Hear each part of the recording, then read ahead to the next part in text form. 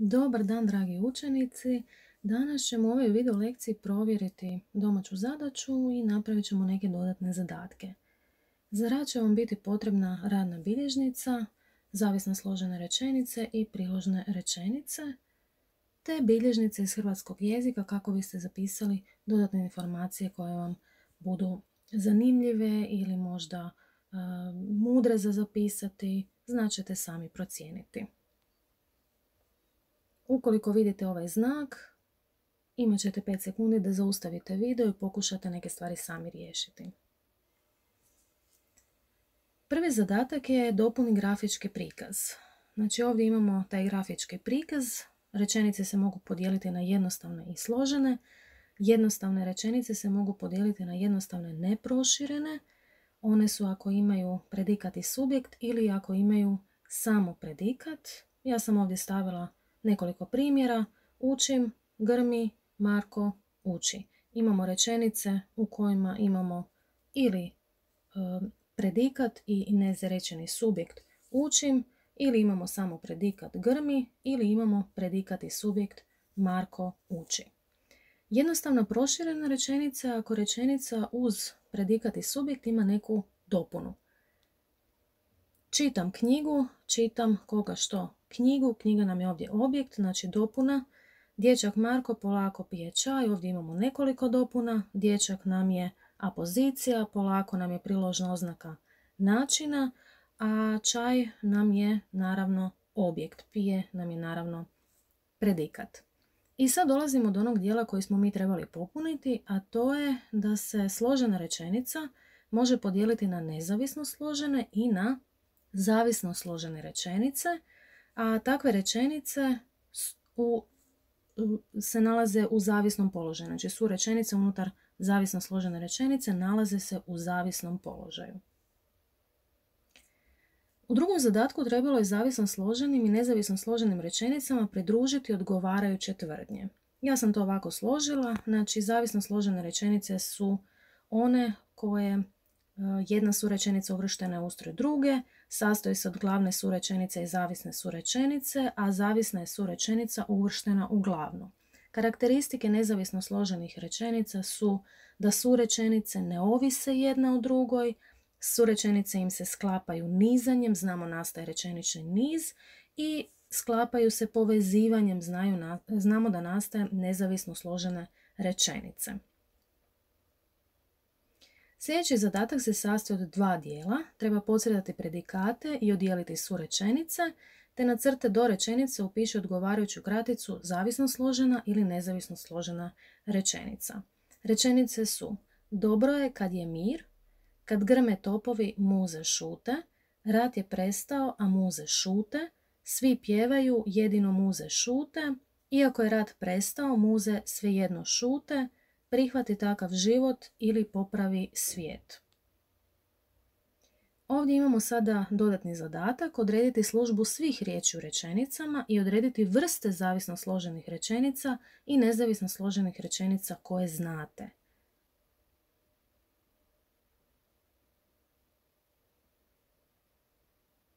Vjerujem da ste pokušali. Naime, u prvoj rečenici dobro je nam je prvi predikat, a je mir nam je drugi predikat. Naravno da nam je ovdje granica jer je kad veznička riječ. Ovo je zavisno složena subjektna rečenica o kojoj ćemo učiti malo poslije. Dobro je, pitanje je tko što, kad je mir. U drugoj rečenici imamo grme nam je predikat, topovi nam je subjekt, šute nam je predikat i muze nam je subjekt. A kad nam je veznička riječ, ovdje nam je granica i ovo nam je jedna vremenska zavisno složena rečenica. Je prestao predikat, šute predikat, rat i muze su nam subjekti i imamo ovdje jedan veznik. Prisjetimo se, ovo je suprotni veznik, ali nego no već, i ovo je nezavisno složena rečenica. Pjevaju i šute su nam predikati, svi i muze su nam subjekti, a ovo nam je veznik. I sjetimo se, to je isključni veznik i ovo je isključna nezavisno složena rečenica. Je prestao nam je prvi predikat, šute nam je drugi predikat, rat i muze su nam subjekti, svejedno nam je priložna oznaka načina i naravno iako nam je jedan veznik, veznička riječ i ovo je jedna dopusna, zavisno složena rečenica, rečenica koju mi nećemo učiti.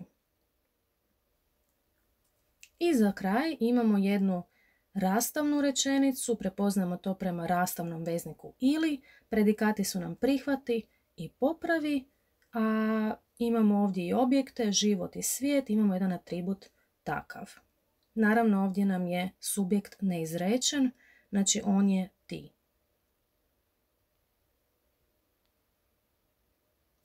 U sljedećim primjerima podcrtaj samo zavisne surečenice. Uputa. Na početku zavisne surečenice obično je veznička riječ.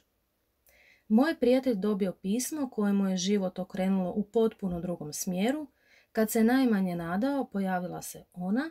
Radovao se kao da je cijeli svijet bio njegov. Bilo je potpuno jasno da se zaljubio. Treba i u ovom zadatku odrediti predikate, zaokružiti vezničke riječi, odrediti granice, odnosno odrediti koja je glavna, a koja je zavisna. To će biti dodatni zadatak.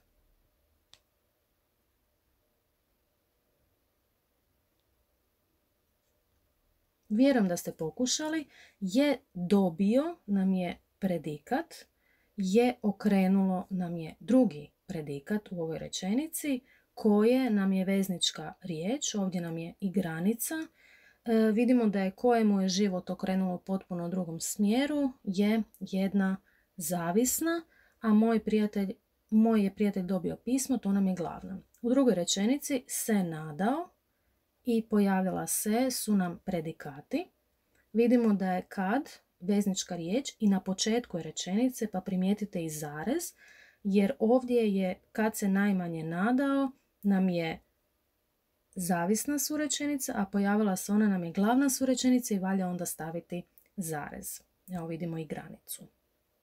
Radovao se i je bio njegov su nam predikati. Veznička riječ nam je kao da.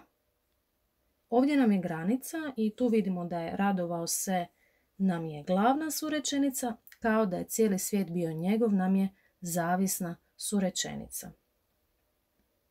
Bilo je jasno nam je prvi predikat, se zaljubio nam je drugi predikat, da nam je veznička riječ i ovdje nam je granica.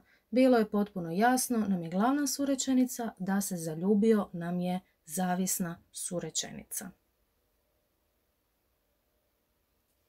Peti zadatak je tražio da podcrtate predikate, odijelite surečenice i zaokružite vezničke riječi koje povezuju sljedeće glavne i zavisne surečenice.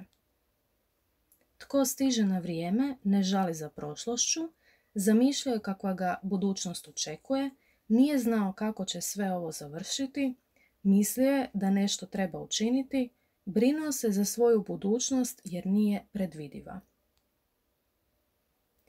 Dodatni zadatak da odredite i redoslijed surečenica.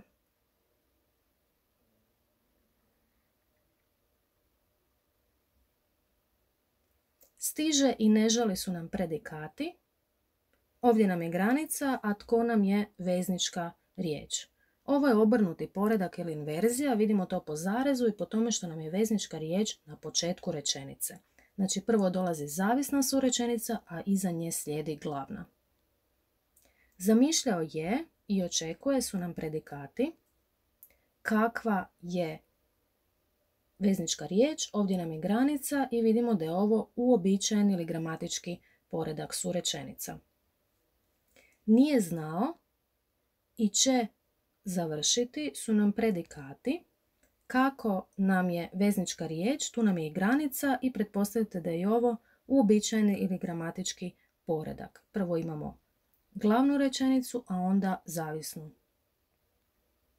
Mislio je i treba učiniti su nam dva predikata. Da nam je veznik, to jest veznička riječ. Ovdje je granica i opet vidimo da je ovo uobičajeni ili gramatički poredak. Brinuo se, nije predvidiva. jer nam je veznička riječ i granica i pretpostavljate ovo je opet uobičajeni ili gramatički poredak. Odredite gramatički poredak zavisno složenih rečenica bio je 6. zadatak. Pokazuje zanimanje kako to čine pravi znalci. Doista je, ako ga pažljivo gledaš, nalik ostaloj braći, kad rješava matematičke zadatke, jako je ozbiljan. Odredit ćete predikate, zaokružiti vezničke riječi, odrediti granicu surečenica. To nam je naravno dodatni zadatak.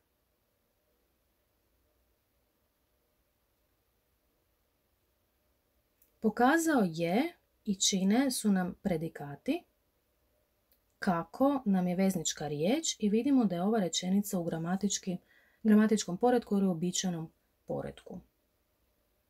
Je nalik nam je prvi predikat, gledaš nam je drugi predikat, ako nam je veznička riječ i primjećujete dva zareza u kojima je, ako ga pažljivo gledaš, zavisna surečenica unutar glavne surečenice doista je nalik ostaloj braći. I ovo je naravno umetnuta surečenica. Rješava je ozbiljan, imamo tu jedan imenski predikat. Kad nam je veznička riječ, ovdje nam je granica, primjećujemo kad je na početku rečenice, pripada zavisnoj surečenici i ovo je obrnuti poredak ili inverzija. Vrlo je bitno staviti ovdje zarez. Sljedeće rečenice je trebalo napisati u skladu s pravopisom. Što je bilo pogrešno u ovim rečenicama? Da to nije ništa mislio je, da sam pozvan na vrijeme, došao bih ti na rođendan, kad si išao u vrtić bio si jako strpljivo dijete, učenici koji nisu donijeli pribor neće moći napisati školski uradak, jedna je učenica kad je već zvonilo žurno trčala prema školi. Ovdje je bio zapravo zadatak upisati zarez.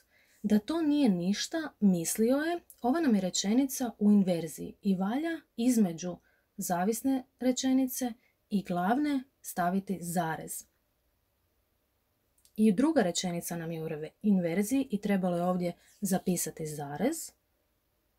Također i treća, primjećujemo to prema početku rečenice, kad, znači imamo početak rečenice sa veznikom, gdje nam je kad si išao u vrtić zavisna surečenica, a bio si jako strpljivo dijete nam je glavna surečenica. I ovdje imamo jednu umetnutu surečenicu. Učenici koji nisu donijeli pribor neće moći napisati školski uradak. Ovdje također imamo umetnutu rečenicu. Jedna je učenica kad je već zvonilo žurno trčala prema školi. Primijetite da rečenice koje imaju na početku vezničke riječi su najčešće u inverziji i treba ih pisati sa zarezom. A one rečenice kojima su na neki način umetnute su rečenice, vidimo gdje se nalaze ti veznici. I ovo je sad samo granica između surečenica, kako bi vam bilo lakše primijetiti. Zarez se naravno piše u rečenicama koje su u inverziji i u umetnutim surečenicama. To treba zapamtiti. Rečenice koje su u uobičajenom gramatičkom poretku preoblikuj tako da budu u inverziji. Zaslužuješ nagradu ako drugima pomažeš. Pogledaj kroz prozor čim se probudiš. Drago mi je što imate dovoljno vremena za učenje. Evo kako je to trebalo napraviti. Ako drugima pomažeš, zarez, zaslužuješ nagradu. Čim se probudiš, zarez, pogledaj kroz prozor. Što imate dovoljno vremena za učenje, zarez, drago mi je. Rečenice u inverziji preoblikuju rečenice u uobičajenom gramatičkom poretku. Kad je posao bio gotov, odlazili su na ručak. Tko nije s vama, možda je protiv vas. Što nije blizu očiju, daleko je od srca. Kako sam vas uputio, tako postupite.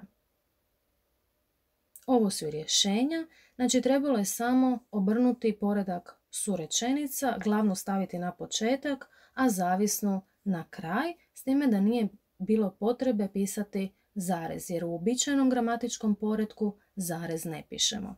Znači rješenja su: odlazili su na ručak kad je posao bio gotov, možda je protiv vas tko nije s vama, daleko je i od srca što nije blizu očiju, tako postupite kako sam vas uputio.